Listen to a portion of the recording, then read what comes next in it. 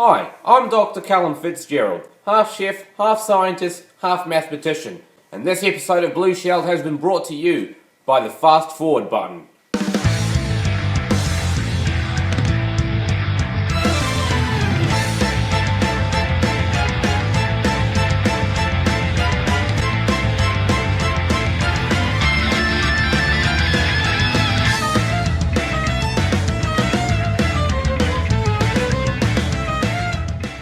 Welcome to BLUESHELLED, a show too bold for numerical ratings out of 10. We use Mario Kart items instead. This episode is going to be a musical one, specifically electronic music. Although covering an entire subgenre of electronic music seems like a big task, it can easily be broken down into two pieces, what it originally was and what it now is. Nightcore is this style of music. Obviously it'd have to be, that's what the video title says.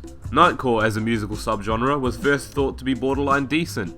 Although by borderline that could mean the border between North and South Korea.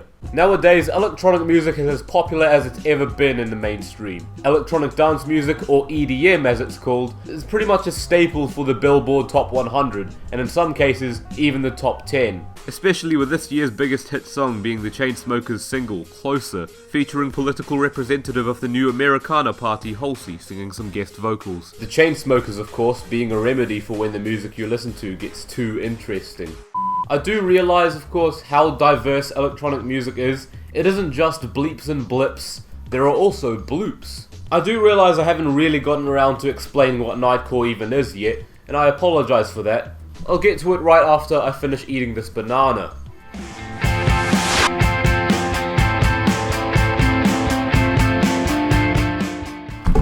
Alright, here we go.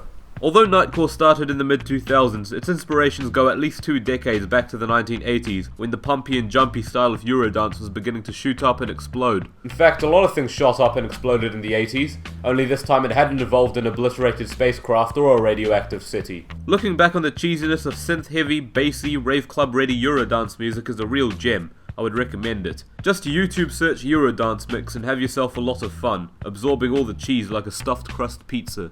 Central Europe was in a frenzy with this new style of music that was a huge hit in rave clubs because of how infectious the beat is.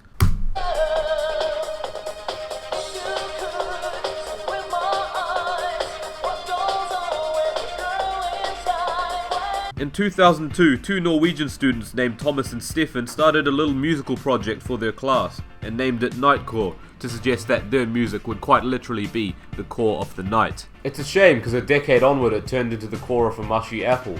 Nightcore was the result of increasing the speed of what were already rather energetic genres to begin with, Eurodance and trance music.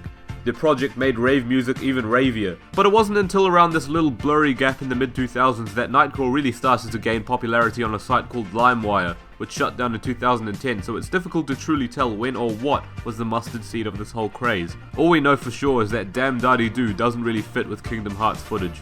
All we know are a few users who uploaded some of the original cuts from the Nightcore duo onto YouTube, which inspired others to follow suit by making their own Nightcore-esque concoctions, a lot of them with pictures of anime girls slapped over the top.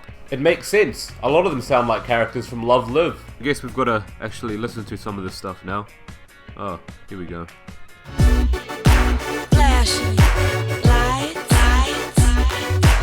Here's a fun activity to do. Most of you budding young YouTubers will have a program called Audacity installed on your computer for recording your voice. If you don't have it, then go download it. It's free and essential for this interactive experiment at home.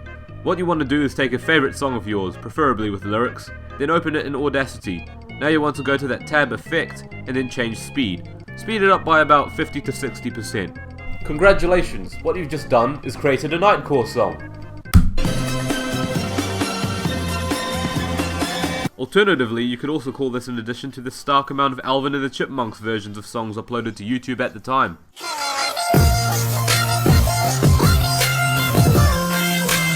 Ugh, that's horrific. You can hear the audio strain, it's like a cheese grater against your ears. This genre would soon pick up more speed. Ha, get it? In the 2000s, as people took to their trusty audio editing software to speed up their favourite songs by Evanescence and Hayley Williams. Can we pretend that airplanes in the night sky like shooting stars? I could really use a wish right now, wish right now, wish right now. I could really use a wish right now. I wish they'd chosen songs that sounded good when sped up. In some cases, the song would merely be a sped up version of a popular song and nothing else. and you'd be able to hear some of the audio strain that comes from when you've sped up or slowed down a clip too much.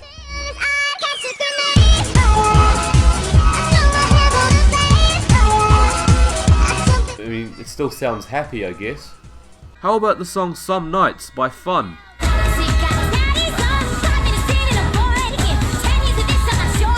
Oh gosh, it sounds like a billion Zoras from Sunny with a Chance.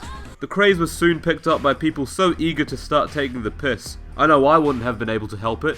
With access to some of the most unfitting bands to suit the genre like Neutral Milk Hotel, Andrew Jackson Jihad, Death Heaven, and even Poxy Radiohead. No surprises, literally.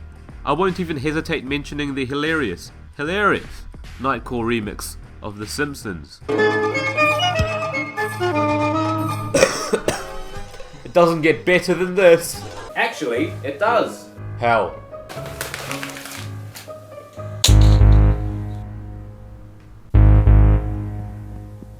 The New Zealand national anthem, Nightcore version.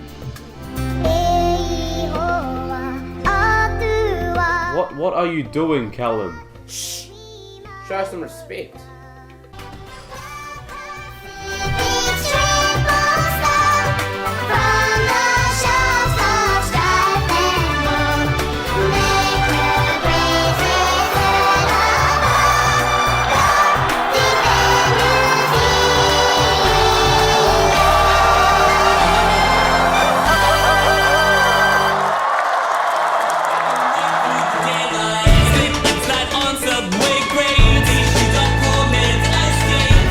Seems weird talking about the community. Haven't I just addressed that? Instead, I've decided to talk about Nightcore's impact on the community. You know, the world as a whole. Nightcore doesn't just come across as a real nuisance to people who think they're funny by labeling anything anime related as weeb material. It also comes across as a nuisance to those who don't see the point of it all. Speeding up songs and posting them to YouTube seems to be the misunderstood generalization of Nightcore. And to be honest, I can't blame them. That is kind of what it originally was anyways. There's a real annoyance I feel when it comes to how effortless this genre has become. My friends and I used to mess around with speeding up songs and playing with the pitch, but the question as to whether that sort of thing is even worth uploading to YouTube continues to pop up as often as I see some sort of Melanie Martinez remix in my suggested feed. And honestly, I'd rather not be reminded of the time I watched some Melanie Martinez music videos and had some dreams about creepy dolls. Furthermore, I'd rather not be reminded of her music in general. The most exciting thing to come out of Nightcore, however, was a little music label called PC Music. PC Music was an interesting move for music. It seemed to take all the tropes of synth-pop hits during the 2000s and amplify all those cliches to extreme levels, to the point where things seemed glossy and futuristic and even robotic. Personally, I have to say, I actually do enjoy the output from PC Music, with artists like A.G. Cook, Danielle Hall, and Hannah Diamond really embracing some of the intensely heightened, happy feelings to be experienced from Nightcore music.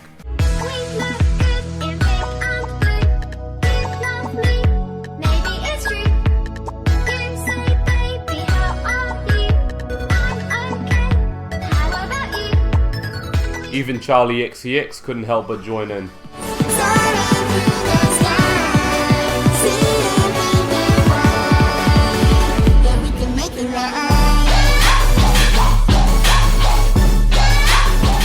In some ways, I appreciate the intention of Nightcore music sometimes more than I do the music itself. Even if some remixes come off as gimmicky sped up versions of songs, I suppose it's just trying to take a song and give it a completely different personality. And I suppose you need every ounce of help to make Mumford & Sons interesting.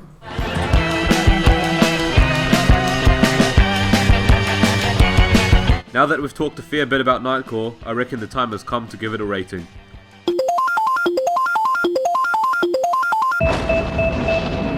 Upon first writing this video, I didn't know what the point of Nightcore was, and let's be frank, I'm not planning to unironically groove to a faster, helium-inflicted version of Bring Me to Life, not on a Wednesday at least. But part of me has kind of accepted the fact that it exists. I mean, you can't slow it down, because 1, you'll only get the original song, and 2, it has kind of led to some interesting projects, even if like every song that gets vaguely popular, there becomes a Nightcore version of it, and a lot of them just make you want to rip your ears out with this cheese grater. But without Nightcore, I don't know if we'd ever have a collaboration between Carly Rae Jepsen and Danny L. Hall, and quite frankly, that's a bright spot the world needs right now. Side note, do you think Nightcore might evolve and become a genre that's like the Nightcore version of Nightcore, and it'll just keep increasing in speed and pitch until it gets to like a dog whistle level of unhearable. But for now, I've got some music to play.